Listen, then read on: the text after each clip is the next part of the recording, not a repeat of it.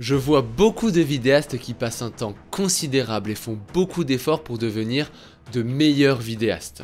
Ils dépensent beaucoup de temps à essayer de comprendre comment mieux gérer leur boîtier vidéo ou comment mieux gérer la lumière. En soi, si c'est un hobby, moi je suis totalement d'accord avec cette façon de penser. Vous êtes curieux, vous apprenez de nouvelles choses, c'est une qualité indéniable. Mais à partir du moment où vous vous dites « Ok, je veux vivre de la vidéo à plein temps », je dois vous dire quelque chose de très important pour ne pas que vous fassiez un tout droit dans un mur.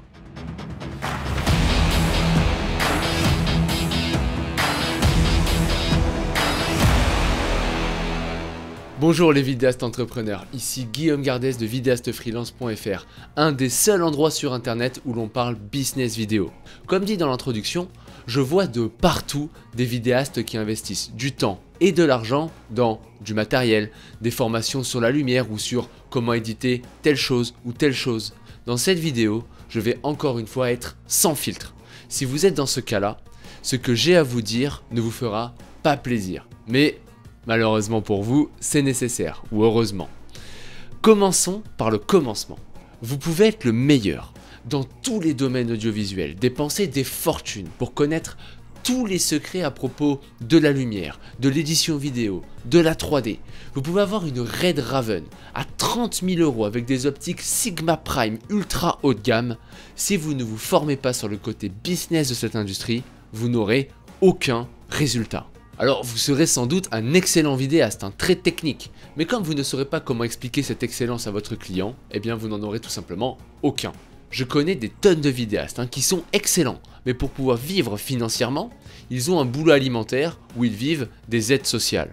Alors oui, ce n'est pas ce qu'on s'imagine en se lançant en tant que vidéaste indépendant, et ce n'est pas une situation enviable. C'est d'ailleurs cette situation qui pousse certains vidéastes à croire qu'il est impossible de vivre de la vidéo. Moi je comprends ces personnes. Les échecs à répétition ont brisé leurs rêves.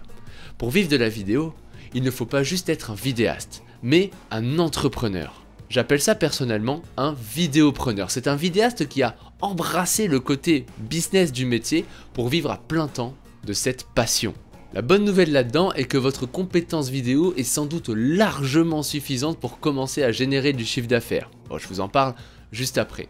La mauvaise nouvelle est qu'il va falloir se former sur le côté commercial de ce secteur.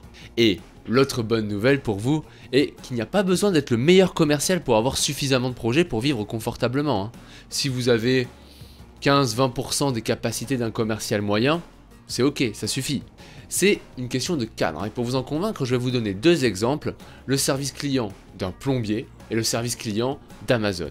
Si vous avez un problème avec un plombier, que vous l'appelez et qu'il ne répond pas, et qui vous rappelle par exemple 3 heures plus tard. Bon, c'est normal, il devait être en intervention. Par contre, si vous avez un problème avec une commande Amazon, que vous appelez le service et que vous n'avez personne en ligne au bout de 17 minutes, alors là, c'est pas normal, là il y a un problème. Mais qu'est-ce que c'est que ce service?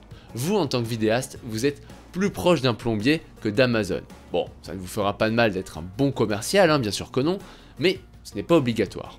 Comme je l'ai dit, si vous avez 10, 15%, 20% des capacités du commercial lambda, eh ben, ça fonctionnera pour vous. Maintenant, parlons de votre compétence vidéo. Encore une fois, je vais être sans filtre. Vous n'avez pas besoin d'être super bon en vidéo pour dégager un revenu conséquent. Voilà, c'est dit.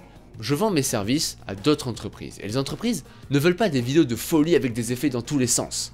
Une grande partie de mes vidéos que je facture sont, je fais un roulement de tambour, des interviews. Pour parler du côté behind the scene du truc, c'est juste une caméra posée sur un trépied avec des lumières. C'est ultra basique, c'est un petit peu comme cette vidéo YouTube.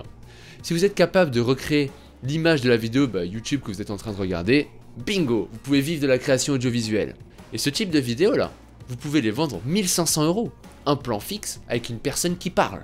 Si l'on compare aux clips musicaux par exemple, vous allez gagner 500 € en tournant à plusieurs endroits, avec plusieurs lumières, etc. etc.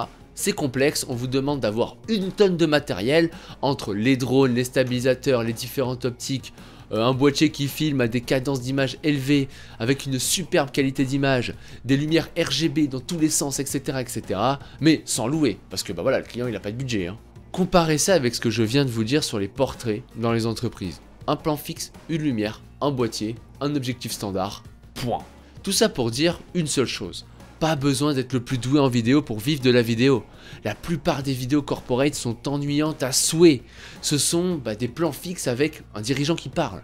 Il faut connaître les grandes règles de la composition d'image, les grandes règles pour éclairer une scène et les grandes règles pour régler votre matériel correctement. Et c'est tout. Mais je sais que beaucoup de vidéastes ne regardent pas dans cette direction. Car c'est difficile d'admettre la vérité. Et cette vérité, vous la connaissez au fond de vous. Et si vous ne la connaissez pas, encore une fois, asseyez-vous, ça risque d'être un petit peu difficile. Ce type de vidéo que je vous passe à l'écran au montage, ces belles vidéos, bien montées, dynamiques, filmées aux quatre coins du globe, dans les endroits les plus paradisiaques. C'est ça que beaucoup de vidéastes souhaitent réaliser. Des vidéos créatives et artistiques. Il suffit de regarder les groupes Facebook de vidéastes. Je vois tous les jours des jeunes personnes qui se sont lancées en indépendant et qui montrent leurs dernières vidéos shootées gratuitement dans l'espoir d'avoir un client. Et ces vidéos, je vous le donne en mille, ce sont des copier-coller des vidéos que je vous ai montrées juste avant. Les mêmes effets, le même type de plan, pareil. Dans l'esprit de ces vidéastes, c'est la créativité qui est recherchée par les clients potentiels. Dans les faits, ces mêmes clients, ils recherchent le retour sur investissement.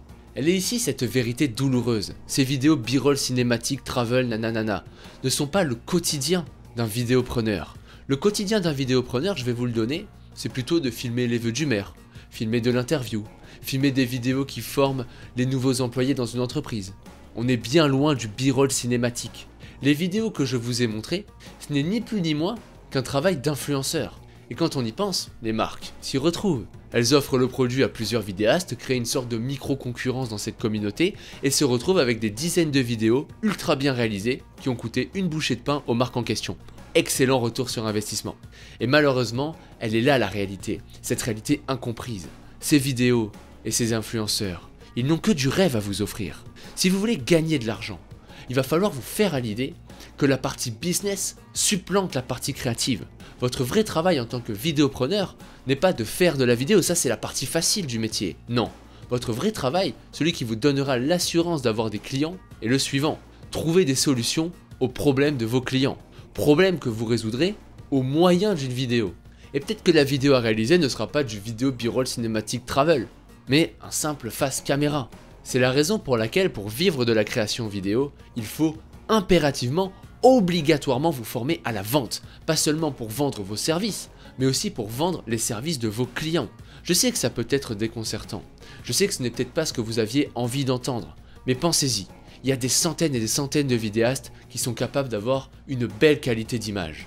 Peu d'entre eux sont capables de comprendre en profondeur le business d'un client.